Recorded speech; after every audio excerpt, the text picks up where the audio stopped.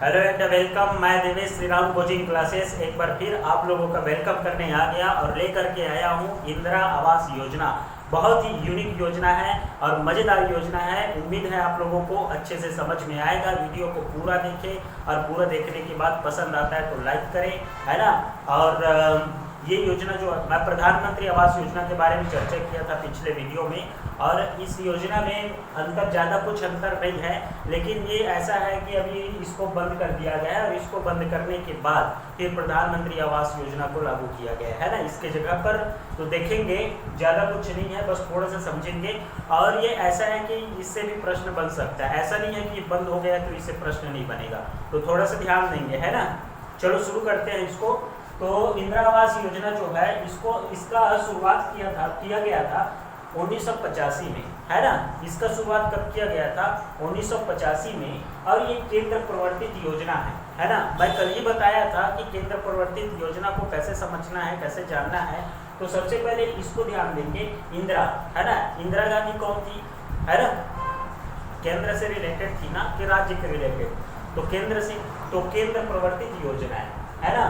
और इसमें केंद्र और राज्य का अंशदान कैसा टाइप रहता था इंदिरा आवास योजना में? तो इसमें 75:25 के अनुपात में ये अंशदान रहता था। प्रधानमंत्री आवास योजना में मैं बताया था 60:40 और इसमें 75:25 है। इसको ध्यान देंगे, अंशदान उसका है ना। ठीक है।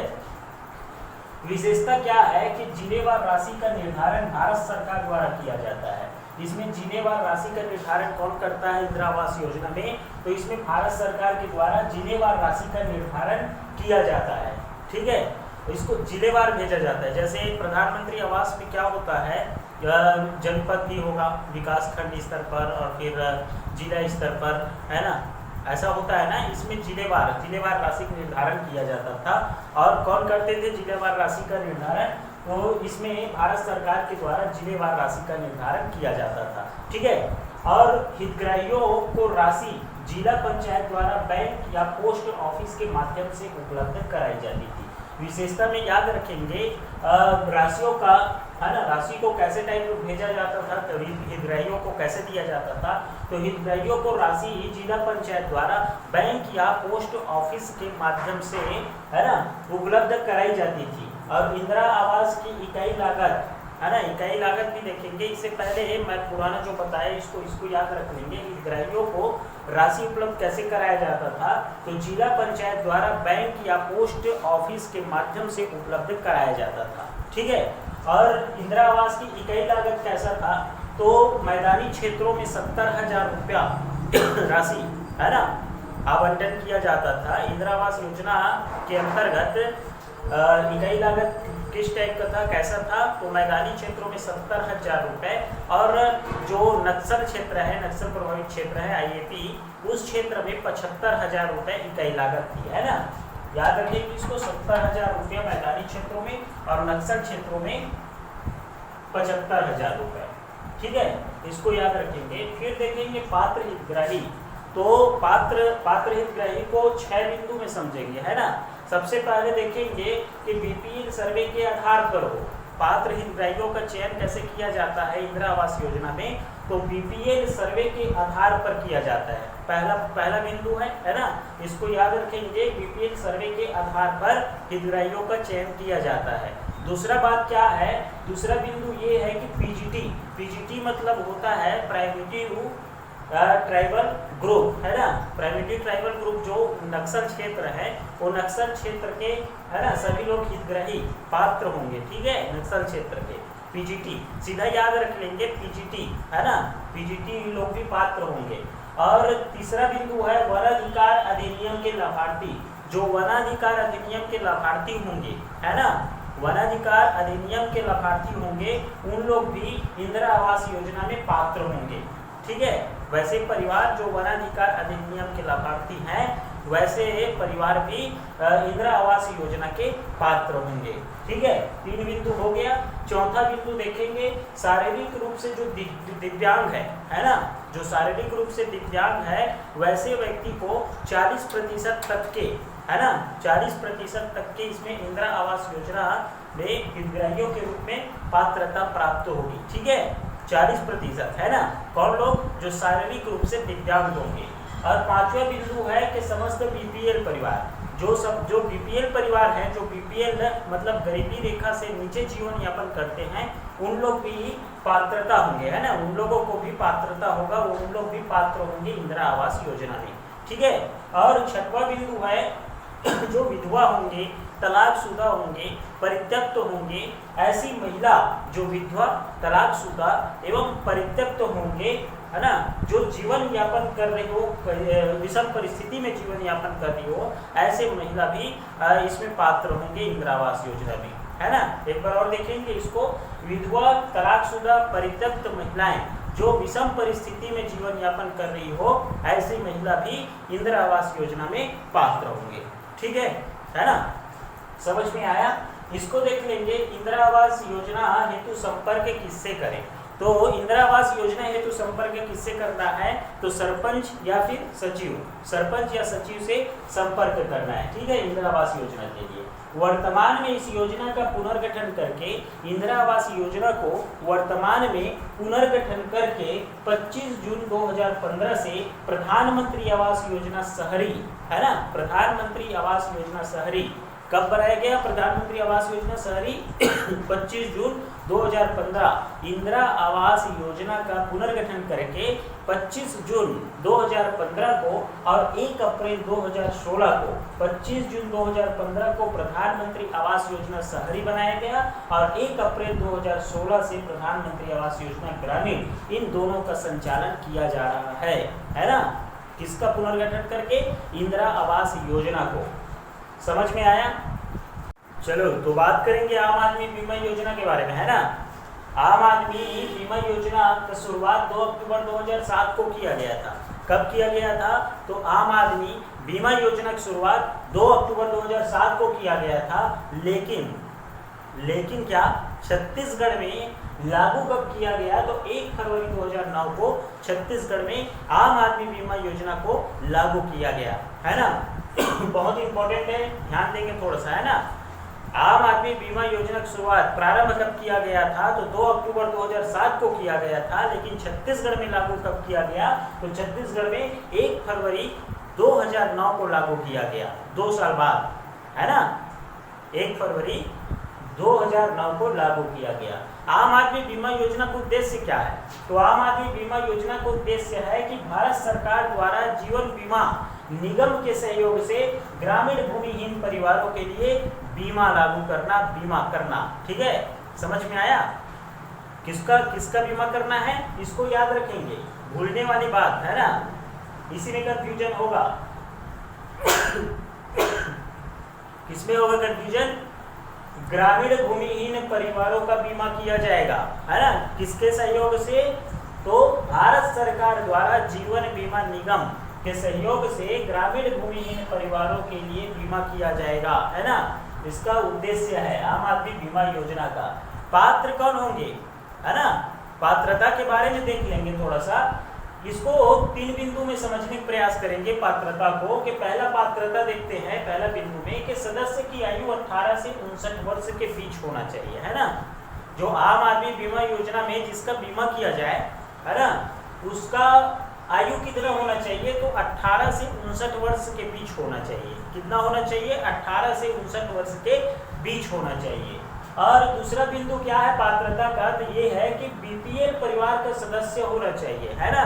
बीपीएल परिवार अर्थात समझ में आ रहा है ना, बीपीएल परिवार मतलब गरीबी रेखा से नीचे जीवन यापन करने वाले परिवार, है ना। तो दूसरा बिंदु है बीपीएल परिवार का सदस्य होना चाहिए। और तीसरा बिंदु ये है कि सदस्य ग्रामीण भूमिहीन परिवार का प्रमुख होना चाहिए, है ना। वे सदस्य जिसका बीमा किया जा रहा है, वे सदस्य ग्रामीण भूमिहीन परिवार का प्रमुख होना चाहिए या परिवार का रोजगार करने वाला व्यक्ति होना चाहिए, है ना। वो सदस्य कैसा होना चाहिए जिसका बीमा किया जा रहा है, तो ग्रामीण भूमिहीन परिवार का प्रमुख हो या तो परिवार का रोजगार करने वाला व्यक्ति होना चाहिए, है ना। ये तीन बिंदु याद रखेंगे। सबसे पहले मैं बताया सर्वप्रथम 18 से 59 वर्ष के बीच होना चाहिए, दूसरा बताया बीपीएल परिवार का सदस्य होना चाहिए, और तीसरा बताया मैं कि ग्रामीण भूमिहीन परिवार का प्रमुख होना चाहिए और रोजगार करने वाला व्यक्ति होना चाहिए, है ना। ये 3 पात्रता रखते होंगे तभी उसका बीमा किया जाएगा आम आदमी बीमा योजना के अंतर्गत। ठीक है, प्रीमियम राशि कैसा रहेगा, थोड़ा सा ध्यान देंगे। प्रीमियम राशि, है ना, इसको पूछा जाता है बार बार। आम आदमी बीमा योजना में प्रीमियम राशि कैसा रहेगा, इसका प्रावधान कैसा है, तो 30,000 रुपये की बीमा लेने वाले व्यक्ति को प्रति वर्ष 200 रुपया का, है ना, प्रीमियम राशि होगा। समझ में आया ना, प्रति वर्ष 200 रुपया पटाना होगा, उसको जमा करना होगा। और ये 200 रुपया, विशेष बात ये है कि इस 200 रुपया प्रीमियम राशि को शासन के द्वारा भुगतान किया जाएगा। किसके द्वारा भुगतान किया जाएगा, शासन के द्वारा भुगतान किया जाएगा। अब ऐसा है कि सर ये भुगतान राज्य सरकार करेंगे कि केंद्र सरकार करेंगे, है ना, कंफ्यूजन होगा। तो मैं बताना चाहूँगा कि दोनों करेंगे, है ना। इसका अनुपात ऐसा है आम आदमी बीमा योजना में, केंद्र और राज्य का जो भुगतान का अनुपात है वो 50-50 रहेगा। 200 रुपया प्रीमियम राशि है तो 100 रुपया करके केंद्र और राज्य दोनों भुगतान करेंगे प्रति वर्ष। ठीक है, समझ में आया। कौन करता है भुगतान, तो केंद्र और राज्य करेगा, है ना। सीधा याद रखेंगे, शासन के द्वारा प्रीमियम राशि का भुगतान किया जाता है। कितना भुगतान, 50-50 का अनुपात रहेगा दोनों का, है ना, 100 रुपया। समझ में आया। फिर बात करेंगे लाभ क्या मिलेगा। तो आम आदमी बीमा योजना में बीमा अवधि समाप्ति के पूर्व, बीमा अवधि समाप्त होने के पूर्व, है ना, सामान्य मृत्यु होने पर, अगर कहीं किसका बीमा किया जा रहा है, तो बीमा ग्रामीण भूमिहीन परिवारों के लिए बीमा है। और कहीं बीमा अवधि समाप्त होने के पूर्व कहीं सामान्य मृत्यु हो जाए, सामान्यता मृत्यु ना, कोई दुर्घटना नहीं, सामान्य मृत्यु होने पर उस व्यक्ति के परिवार को 30,000 रुपया दिया जाएगा, है ना, 30,000 रुपया का लाभ दिया जाएगा। और कहीं दुर्घटना मृत्यु हो जाए, दुर्घटना के द्वारा मृत्यु हो जाए, तो दुर्घटना मृत्यु पर इसमें लाभ रखा गया है राशि 75,000 रुपये, है ना। अगर दुर्घटना में मृत्यु होता है तो उसके परिवार को, जो सदस्य जो व्यक्ति बीमा किया गया है, उसके परिवार को 75,000 रुपया लाभ दिया जाएगा। ठीक है। और कहीं आंशिक अपंगता पर मृत्यु हो जाए, नहीं सॉरी, आंशिक अपंगता हो जाए, है ना, कहीं मृत्यु नहीं हुआ है, आंशिक रूप से अपंगता हो जाए, तो फिर उसको 37,500 रुपये का लाभ दिया जाएगा। किसके अंतर्गत, आम आदमी बीमा योजना के अंतर्गत। आंशिक अपंगता होने पर कितना दिया जाएगा, 37,000, है ना, 37,500 रुपया का लाभ दिया जाएगा। और कहीं स्थायी पूर्ण अपंगता पर, अगर स्थायी रूप से अपंगता आ जाए तो ऐसे में 75,000 रुपया उसको दिया जाएगा। ठीक है, उसके परिवारों को या उसको, है ना, समझ में आया ना। एक बार और देख लेंगे, सामान्य मृत्यु पर 30,000 रुपये, है ना, दुर्घटना मृत्यु पर कितना मिलेगा, 75,000 रुपये, आंशिक अपंगता पर कितना मिलेगा, 37,500 रुपये, और स्थायी पूर्ण अपंगता पर कितना मिलेगा, 75,000 रुपये। ठीक है।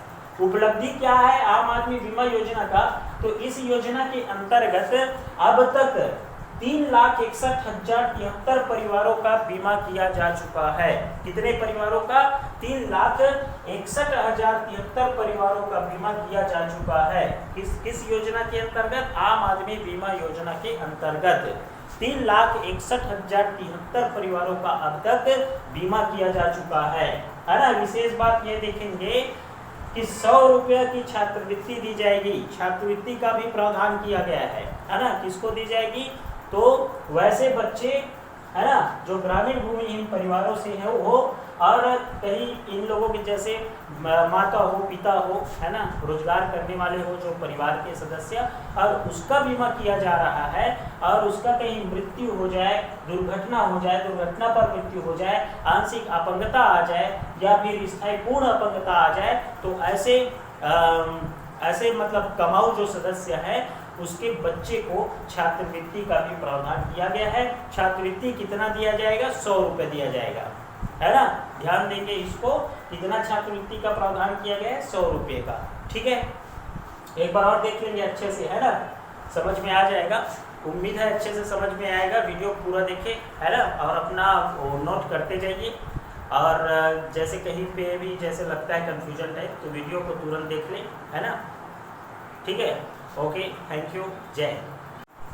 हेलो, मैं देवेश शर्मा, श्री राम कोचिंग क्लासेस। और मैं आप लोगों को बताना चाहूँगा कि जिन जिन व्यक्तियों को, जिन जिन स्टूडेंटों को अगर कहीं क्लास ज्वाइन करना है तो उन लोग कॉल करके मेरे से संपर्क ना करें, है ना। मैं आप लोगों को बताना चाहूँगा कि मेरा क्लास जो है आप लोगों को भली भांति पता है, और मैं वैसे भी डालते रहता हूँ कि मेरा क्लास कहाँ है ना।